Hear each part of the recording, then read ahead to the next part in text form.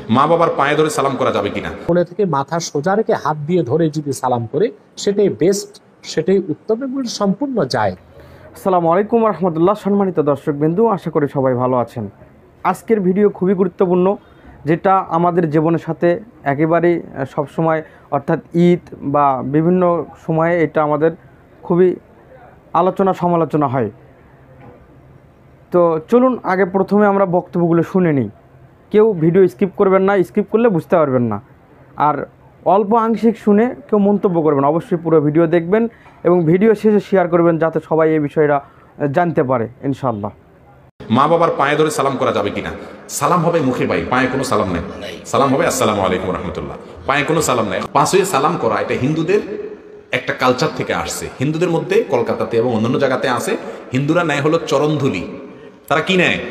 চরণধুলি। পা শুয়া ধুলাগুলা নেয়, চরণধুলি নেয়। চরণ মানে পাও, চরণধুলি মানে পায়ের ধুলা নেয়।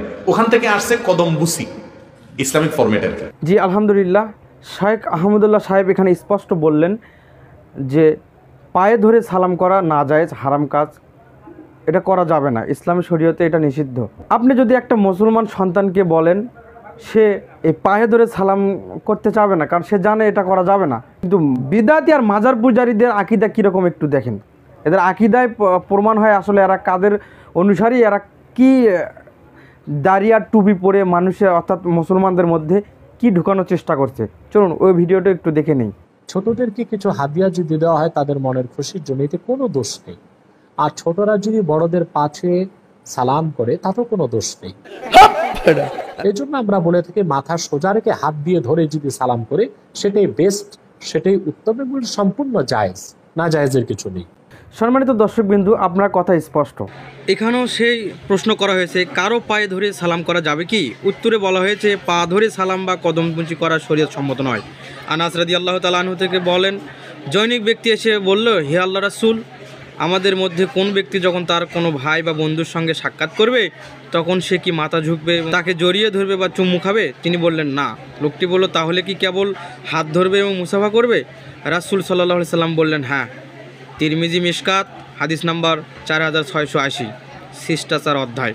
জি আলহামদুলিল্লাহ, আমি আপনাদেরকে দলিল সহকারে দেখালাম। আসলে এই যে এনায়েতুল্লাহ আব্বাসী, এরা যে মাজার পূজারী বেদাতি, এরা আসলে কাদের এজেন্ডা বাস্তবায়নের জন্য বাংলাদেশে এভাবে মানুষের মাঝে বিভ্রান্তিকর বক্তব্য দিয়ে, ফতোয়া দিয়ে মানুষকে ঈমান হারা করতেছে, যেখান থেকে আপনাকে আমাকে সচেতন থাকা অতীব জরুরি। তাই এই ভিডিওর মাধ্যমে বলতে চাই, যারা এই ভিডিও দেখবেন অবশ্যই শেয়ার করবেন। যারা অনলাইনে থাকে না তাদেরকে এই বিষয়ে অবগত করবেন যে পায়ে ধরে সালাম করার নাজায়েজ, এটা কখনো করবে না। আমাদের এ থেকে বেঁচে থাকা অতীব জরুরি। এই সকল অন্ধ মোকাল্লিদ এনায়েতুল্লাহ আব্বাসীর মতো হুজুরের থেকে আমাদের অবশ্যই সাবধান থাকা জরুরি। আমরা নিজেরা সাবধান থাকবো এবং অন্যকে সাবধানমূলক সচেতন করব ইনশাআল্লাহ। জাযাকাল্লাহু খায়রান।